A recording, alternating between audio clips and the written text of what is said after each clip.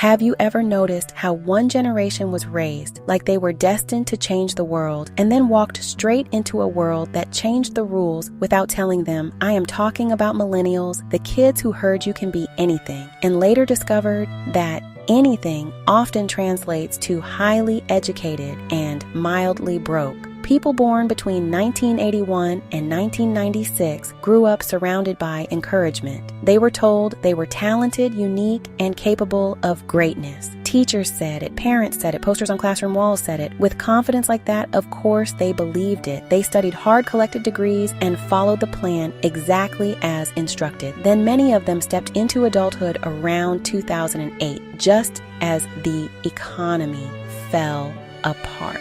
It is a strange experience to finish years of higher education only to realize the price tag rivals what a house once cost in the early 1990s. Psychology has a term for what happens when your expectations and your reality clash. It is called cognitive dissonance. That is the mental discomfort of holding two opposing ideas at the same time. I am capable of achieving anything I cannot afford. Rent. That contradiction does not just sting, it scrambles your sense of direction. It is like being told you are a superhero and then finding out your only special ability is optimizing your resume. Studies have shown that millennials often rate higher on measures related to self-focus, while also reporting higher levels of anxiety and depression. So you get a generation that was raised to feel exceptional, yet frequently feels inadequate. That is not vanity. It is emotional whiplash. Consider the timing. They were raised during an era that emphasized self-esteem. Every child received recognition. Effort was praised generously. Parents stayed closely involved. The goal was to raise confident, resilient adults. Then, those children graduated into a labor market that had shifted dramatically. Entry-level jobs required years of experience.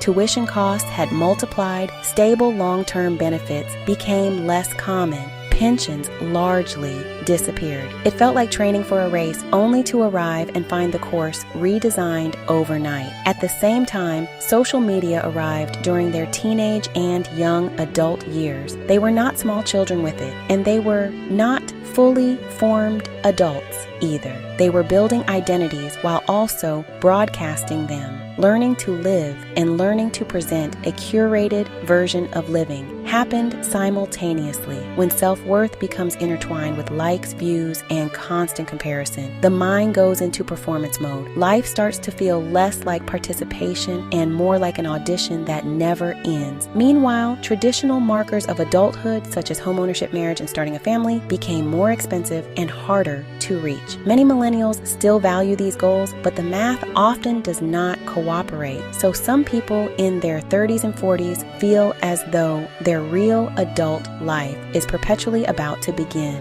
There is research on the stress of prolonged uncertainty. When the milestones that signal stability remain out of reach, the body can stay in a low-level state of tension for years. It is like waiting for confirmation that never arrives. There was also a widely shared belief that effort would reliably lead to security. Study hard, earn a degree, build a career. That pattern had worked for decades. Many millennials followed it, only to find the equation had changed. The cost of education soared. Wages did not rise at the same pace. The gig economy expanded. Stability became less guaranteed. When reality disrupts your core assumptions about how the world functions, psychologists refer to it as schema disruption. On a large scale that reshapes how an entire generation relates to institutions, authority, and long-term planning, it helps explain why millennials can appear both hopeful and skeptical at the same time. They believe fairness is important. They are just less convinced it is automatic. They are often criticized for changing jobs frequently. Yet over recent decades, companies restructured employment relationships, layoffs became common, long-term benefits declined, contract work increased. Adapting to that environment is not a character flaw, it is pattern recognition. Millennials are also among the most educated and diverse generations. They grew up with access to vast amounts of information online. Exposure to multiple viewpoints tends to encourage questioning systems that are not used to being questioned. Sometimes interpret that as entitlement. They also played a major role in normalizing open conversations about mental health. Speaking about anxiety or depression became less taboo. Seeking therapy became more accepted. That cultural change is significant. At the same time, they face high levels of student debt, rising housing costs, job insecurity, and serious environmental concerns.